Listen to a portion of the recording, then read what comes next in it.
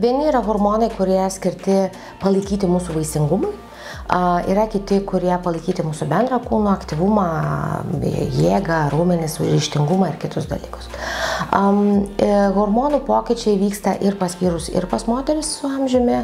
Malonumo hormonai, endorfinai, serotoninas, oksitocinas, viskas tvarkoj, nuotaika gera, puikiai. Bet stresas, aišku, slopina šitų hormonų išsiskyrimą ir kada šitų hormonų lygis krenta, be abejonės organizmas kenčia. Kai turime metabolinį sindromą, yra hiperinsulinemija, yra nuolatinis padidintas insulino kiekis, kuris yra hormonas skatinantis ir veikiantis į metabolizmą, ir per tą insulino rezistenciją, per hiperinsulinizmą irgi vienas iš mechanizmų, kad atsiranda onkologiniai susirgimai ir liga gali irgi atsinaujinti. Yra įvairių hormonų, onkologija būna, kodėl dažnai onkologinė yra lytinių organų. Moteriam krūties vėžėje, gimdos, vyram prostatos, būtent dėl to, kad dėl hormonų disbalanso išsibalansuoja ląstelių atsakas į mūsų imunitetą. Mūsų kūnas tarsi hormonų orkestras. Kai instrumentai susiderinti, jaučiamės puikiai. Tačiau, kai melodija nutrūksta, prasideda tikras chaosas. Endokrininės liaukos su amžiumi funkcijos silpsta. Aišku, tų hormonų irgi išsiskiria truputį mažiau ir sulėtėja regeneracija ląstelių, atsinaujinimas. Organizmo senėjimas tai yra natūralus procesas, bet senstant organizmui, be abejonės, atsiranda galimybės vis dėlto onkologiniam procesui, vadinasi tikrai kur kas didesnės negu kada organizmas yra jaunas. Hormonai, ypatingai lytiniai hormonai, atrodytų, kad jie reikalingi tik tai vaisingumui arba lytiniam požymiam. Iš tiesų, tai yra platesnis dalykas. Ir estrogenai, ir vyriški hormonai, kiekvienas žmogus jų turi, ir vyrai, ir moteris, tik tai skirtingais santykiais. Ir būtent estrogenai ir vyriški hormonai, androgenai jie atsakingi už ląstelės baltymo gamybą. Jie būtent yra tie vadinami steroidiniai hormonai, kurie keliauja į branduolį, per visą ląstelę, į branduolį ir paskatina mūsų DNR, kad kažkokie genai būtų nuskaityti ir būtų pagamintas kažkoks specifinis baltymas.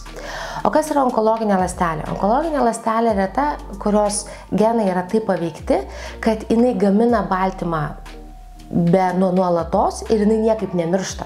Jinai yra amžinai gyva. Tai būtent tai yra tokia ląstelė, kuri nebeklauso mūsų imuniteto. Nes mūsų imunitetas yra tas, kuris randa tokias ląsteles ir priverčia jas susinaikinti.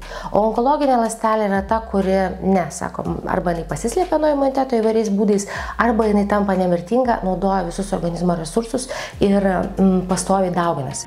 Hormoninis chaosas, kurį sukelia vėžys, pasmerkia organizmą lėtai mirčiai. Antsvoris tampa papildomų svorių ant jau ir taip silpnų pečių.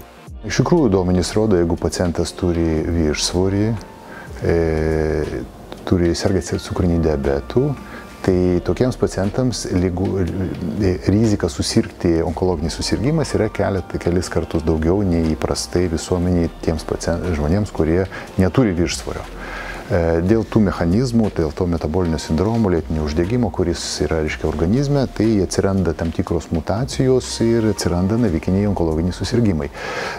Tai jeigu pacientas jau serga onkologinė liga ir turi tą viršsvorį, tai ta rizika vis tiek išlieka didesnė. Medikai pabrėžia, kad norint išvengti vėžio arba kovojant su juo, būtina skirti ypatingą dėmesį kepenų sveikatai.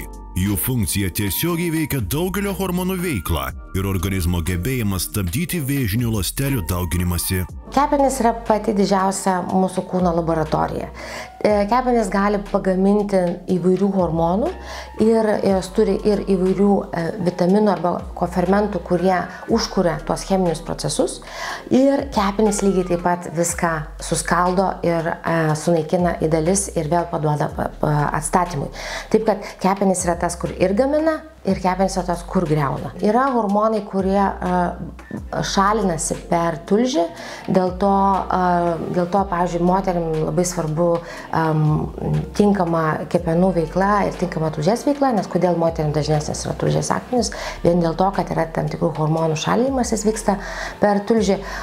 Lygiai taip pat kepenys dalyvauja palaikant mūsų adaptaciją. O adaptacija tai nėra vien tik tai kažkokie stresai, ne? Bet tarkim, ėjimas į menopauzę ir andropauzę mūsų kūnui tai yra tam tikras stresas, ne? Nes tai yra vidinis iššūkis.